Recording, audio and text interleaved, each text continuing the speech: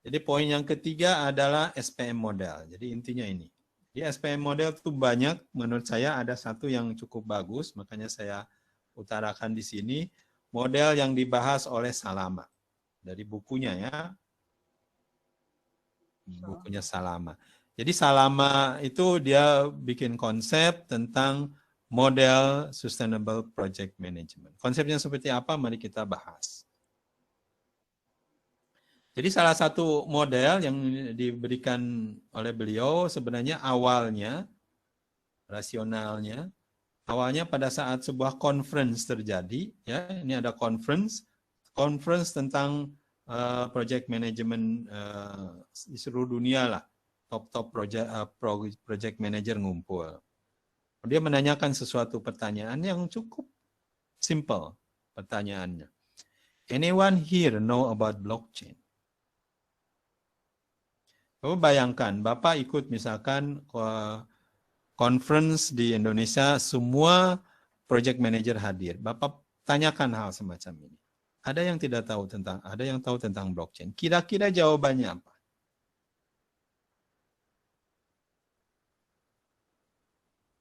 Saya yakin tidak akan banyak yang ngerti tentang blockchain ya. Apa hubungannya Pak blockchain dengan project management? Ya.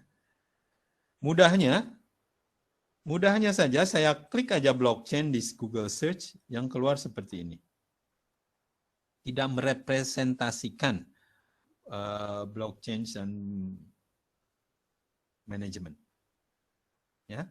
Sehingga tentunya tidak akan bisa tertangkap sama orang yang belum tahu tentang blockchain. Pasti pikirannya mungkin ya seperti ini Pak, Bitcoin katanya. Kripto, uang kripto ya.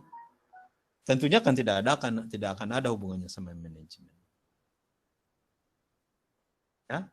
Nah, kalau kita ketik project manager, yang keluarnya seperti ini. Ya, project management, keluarnya seperti ini. Project manajemennya sesuatu yang standar-standar tentang kegiatan seorang project manager yang seperti tadi ya, waterfall model, bagaimana memanage change, standar-standar istilah project management.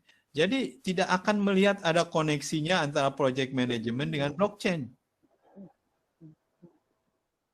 Ini sebenarnya yang di bukunya Salama tadi dikemukakan. Makanya supaya komprehensif, ada sustainable project management berbicara dengan teknologi-teknologi yang akan membantu dengan sangat pesat dan cepat sustainable project bisa diselesaikan dengan berhasil.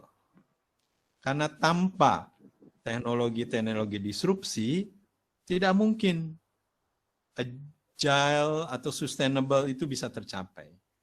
Ya, seperti tadi Bapak sebutkan, tidak mungkin kita harus mikirin profit juga mikirin tentang environment, Pak. Ya tidak mungkin kalau tidak menggunakan teknologi-teknologi disrupsi.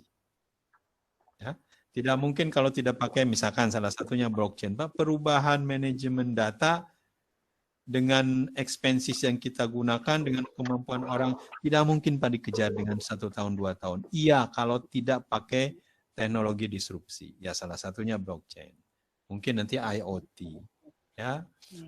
Jadi kita harus mengerti teknologi-teknologi apa saja yang bisa mengakselerasi program sustainable. Sehingga sustainable itu bisa dilakukan. Bukan hanya sebagai wacana. Ya. Karena kalau tidak ada tools-nya akan susah. Nah, kita sudah berapa? Mungkin 60-70 tahun terakhir sebenarnya sudah aware manusia bahwa dunia sudah tidak selayaknya kita tinggali seperti ini.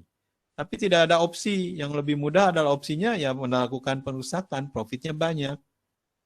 Nah, jadi dengan teknologi ada kemungkinan ya project management, project yang sustainable bisa lebih mudah dilakukan.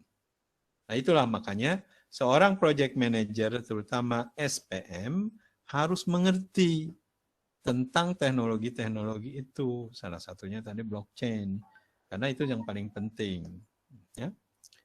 Jadi the main conclusion-nya dari ya tadi cerita Pak Salama itu di conference tadi. Jadi kebanyakan orang masih berpikiran tentang ini pada saat ditanya tentang sustainable project management. Ya, istilah-istilah yang sebenarnya sekarang ya tidak begitu penting di seorang project manager. Ya. Jadi ada perubahan yang harus dilakukan. Project manager in the era of sustainability harus seperti apa? Nah, ini yang diutarakan Pak Salama di dalam konsepnya dia. Inovasi manajemen merupakan suatu keharusan. Ya. Jadi cara kita menangani sebuah proyek harus berubah. Makanya salah satunya Scrum tadi. Ya. Kalau pakai metodologi-metodologi yang biasa ya akan banyak gagalnya. Jadi harus ada inovasi di cara pengelolaan. Yang pertama. Yang kedua, temporary organization can still be exponential organisasi. Jadi harus mulai dari sekarang mengerti bagaimana cara sebuah organisasi bisa 10 kali, 100 kali, 1000 kali besarnya. Itu eksponensial. Perubahannya tidak linear lagi, tapi yang dibutuhkan adalah eksponensial. Jadi ada teknologinya yang perlu dipelajari. Inovasi should be guided by MTP. Ya. Dan kita bicara tentang MTP. Jadi pastikan inovasi yang Bapak gunakan minimum bisa menghasilkan impact 10 kalinya. Jadi kalau profitnya sekarang 1 miliar harus jadi 10 miliar.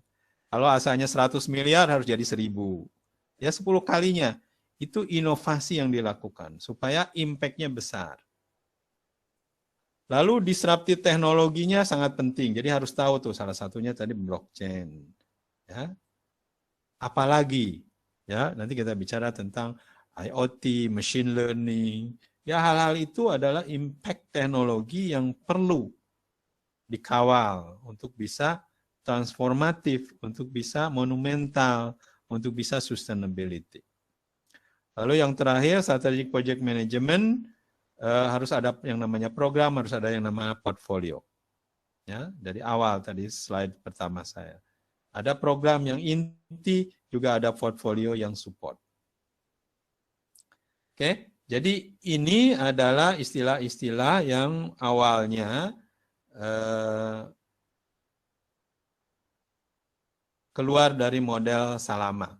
Ya, jadi Salama itu sebenarnya dia buat singkatan olehnya sendiri, Salama. Ya, namanya dia menjadi nama model